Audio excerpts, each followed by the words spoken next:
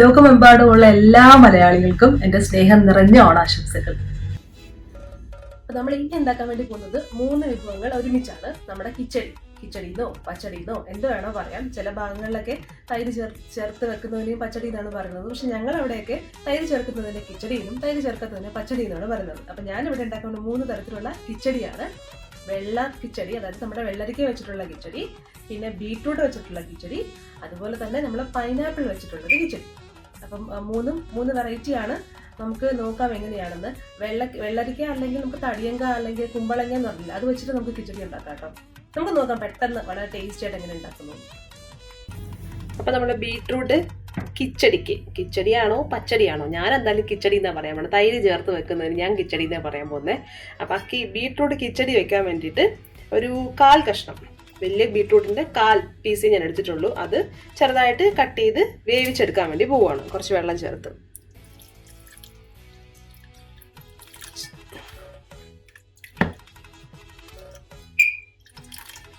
കുറച്ച് വെള്ളവും ഉപ്പും ചേർത്ത് വേവിക്കണം. നമുക്ക് തേങ്ങ അരച്ചെടുക്കാം. ഏകദേശം 1/2 മുറി തേങ്ങ.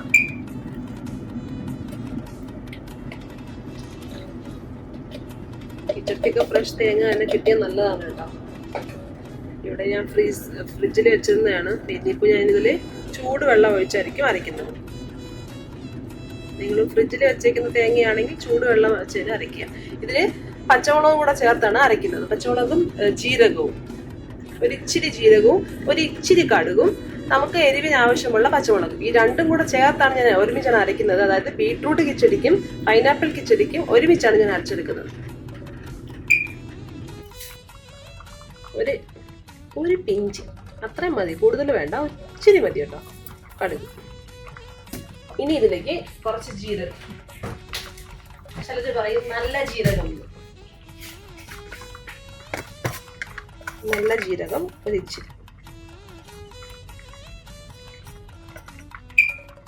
അതും കുറച്ച് മതി, ഒരുപാടൊന്നും വേണ്ട. നമ്മൾ ഈ പൈനാപ്പിൾ കിച്ചടി ആണെങ്കിലും ബീട്രൂട്ട് കിച്ചടി ആണെങ്കിലും കുറേശ്ശെയാണ് ഉണ്ടാക്കുന്നത്. അപ്പം അത്രയ്ക്ക് മതി അരപ്പം. ഇനി ഇതിൽ കുറേശ്ശെ വെള്ളം ചേർത്ത് നന്നായിട്ട് അരച്ചെടുക്കുക. പൈനാപ്പിൾ കിച്ചടി വെക്കാനുള്ള പൈനാപ്പിളും കട്ട് ചെയ്തിട്ടുണ്ട്. അപ്പം അതിലേക്ക് വെള്ളം ഒഴിച്ച് വേവിക്കാൻ പോവുക.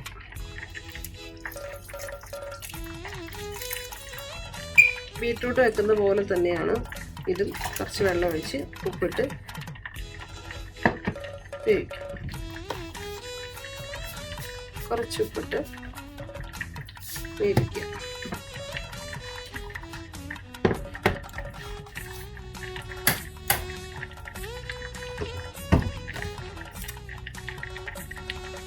പൈനാപ്പിളിലേക്ക് കുറച്ച് മഞ്ഞൾപ്പൊടിയും കൂടി ഇട്ട് കൊടുക്കുവാണ്. ഇതിലേക്ക് നമ്മുടെ മുന്തിരി ഇല്ലേ, പച്ചമുന്തിരി, അതൊക്കെ ഉണ്ടെങ്കിലൊക്കെ ഇട്ട് കൊടുക്കാം കേട്ടോ ഈ പച്ചടിയിൽ, അല്ല കിച്ചടിയിൽ. എന്താണെങ്കിലും വിളിക്കാം കേട്ടോ, പച്ചടിയോ കിച്ചടിയോ.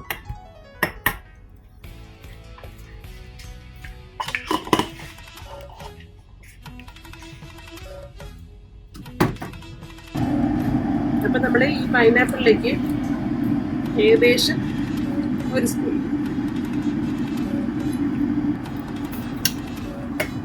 ഞാനിപ്പോൾ ഇട്ട് കൊടുത്തത് ഏകദേശം 1 സ്പൂൺ പഞ്ചസാരയാണ്. പഞ്ചസാര എന്ന് പറയാൻ ഞാൻ വിട്ടുപോയി എന്ന് തോന്നുന്നു. പഞ്ചസാരയാണ് ഇട്ട് കൊടുത്തത്. ഓക്കെ, അപ്പം നമ്മുടെ കിച്ചടിക്ക് വേണ്ടിയിട്ടുള്ള ബീട്രൂട്ട് വേവിച്ചെടുത്തിട്ടുണ്ട്. അത് മിക്സിയിലിട്ടൊന്ന് അടിച്ചെടുക്കാൻ പോവുകയാണ്. അടിക്കുക എന്ന് പറഞ്ഞാൽ ഒരുപാട് മഷി പോലെ അരഞ്ഞെടുക്കണ്ട, ജസ്റ്റ് ഒന്ന് അടിച്ചെടുത്താൽ മതി. ചെറിയ ചെറിയ കഷ്ണങ്ങൾ വേണം നമുക്കിങ്ങനെ കഴിക്കാൻ വേണ്ടിയിട്ട്.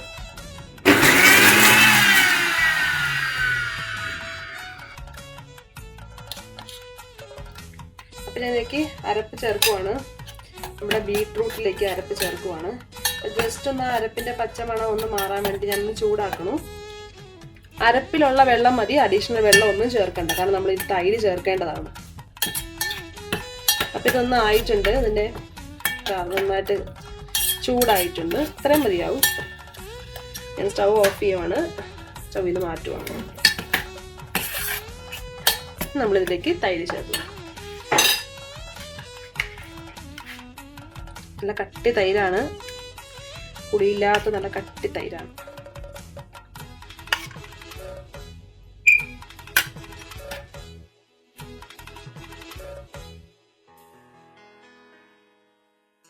ഇനി നമ്മൾ ഇതിൽ താളിച്ചൊഴിക്കണം. എല്ലാം കൂടെ ഒരുമിച്ച് ചെയ്യത്തുള്ളൂ.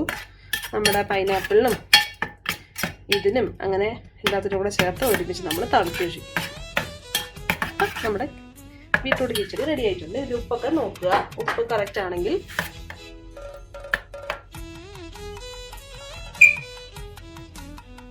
വേണം.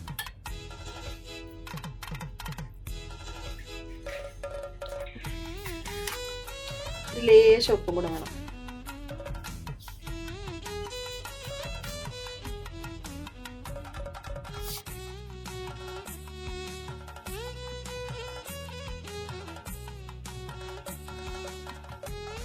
ഓക്കെ, അപ്പം നമ്മുടെ ബീട്രൂട്ട് കിച്ചടി റെഡി ആയിട്ടുണ്ട്.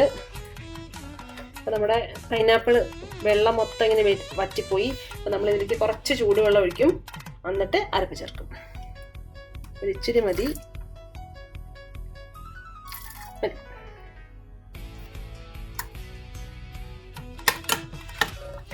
അപ്പം ഞാൻ അരപ്പ് ചേർക്കുവാണ്.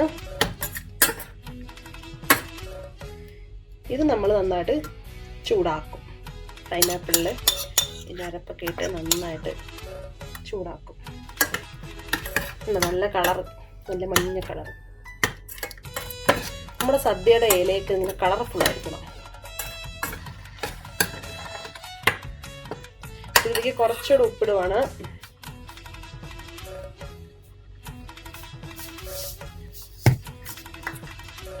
അതുപോലെ തന്നെ ഒരല്പം പഞ്ചസാരയും കൂടെ ചേർക്കുവാണ്.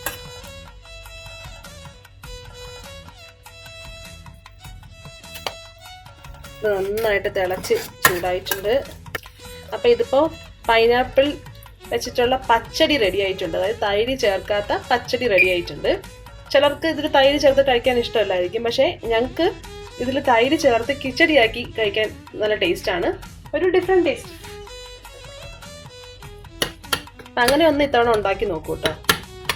സ്റ്റൗ ഞാൻ ഓഫ് ചെയ്യുവാണ്. സ്റ്റൗവിൽ നിന്ന് മാറ്റി എന്നിട്ടാണ് ഞാൻ തൈര് ചേർക്കുന്നത്. നല്ല ടേസ്റ്റാണ്. പച്ചടി അല്ലാതെ കിച്ചടിയാക്കി കഴിക്കുന്നത് നല്ല ടേസ്റ്റാണ്.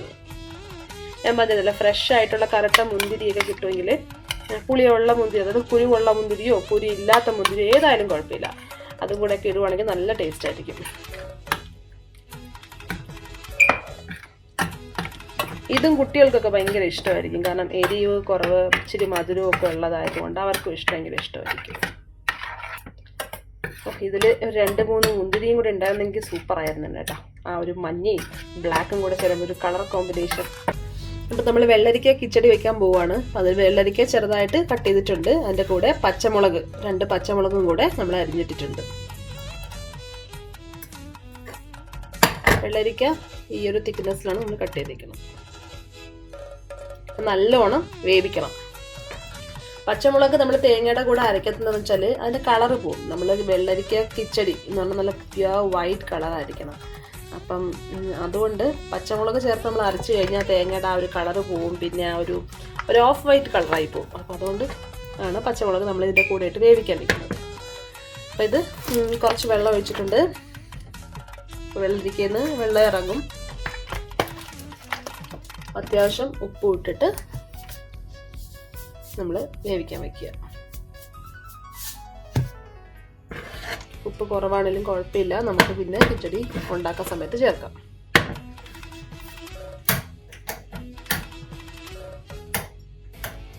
അതവിടെ ഇരുന്ന് വേവട്ടെ.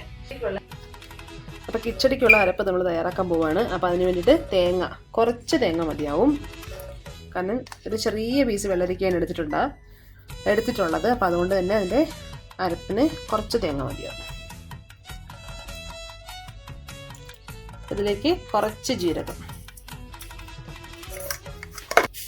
ഒരു പിഞ്ച് കടുക്,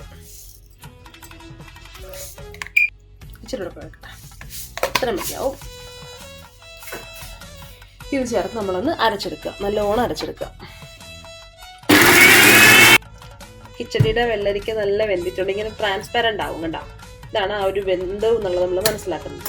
അതിൻ്റെ വെള്ളമൊക്കെ നന്നായിട്ട് വറ്റി ഇതിലേക്ക് നമ്മൾ അരപ്പിട്ട് കൊടുക്കുക. അരപ്പിട്ട് കൊടുത്ത് ഒന്ന് ചൂടാക്കുക. നമ്മൾ നേരത്തെ ചെയ്ത കണക്ക് തന്നെയാണ് ജീരകവും കടുകും തേങ്ങയും കൂടെ മാത്രം അരച്ചേക്കുന്നത്.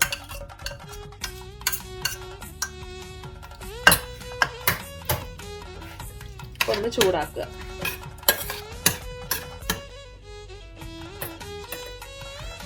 നന്നായിട്ട് ചൂടായിട്ടുണ്ട്. തേങ്ങയൊക്കെ നന്നായിട്ട് തിളയ്ക്കുന്നുണ്ട്. അപ്പോൾ സ്റ്റവ് ഓഫ് ചെയ്തിട്ട് നമുക്ക് സ്റ്റവിൽ നിന്ന് മാറ്റാം.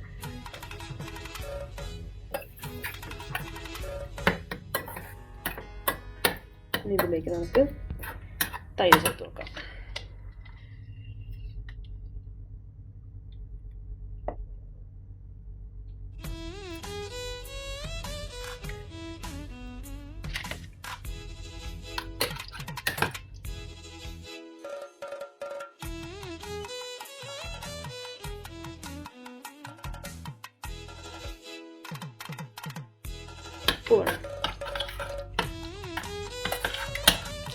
നമുക്കിതിൽ തൈരും ചേർക്കണം, ഉപ്പും ചേർക്കണം.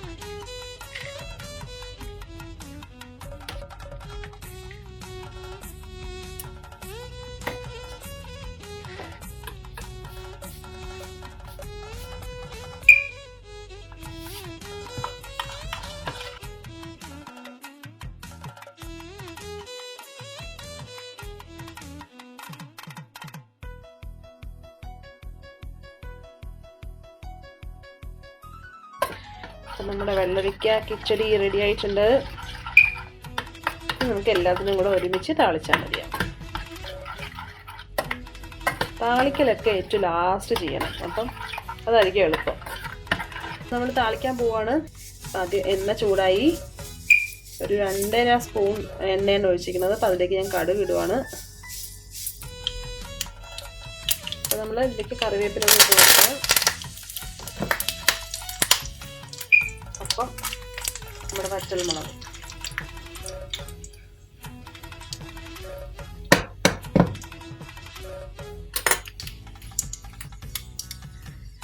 മതിയാവും. നമുക്കിനി നമ്മുടെ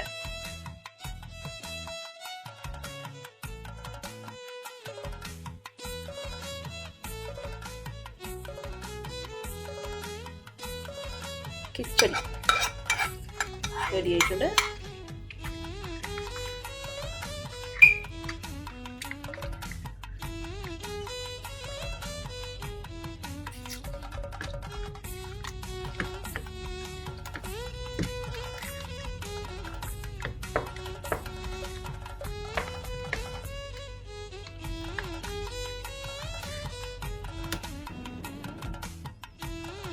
നമ്മുടെ പൈനാപ്പിൾ കിച്ചടി അത് സൂപ്പർ ആയിട്ടുണ്ട്.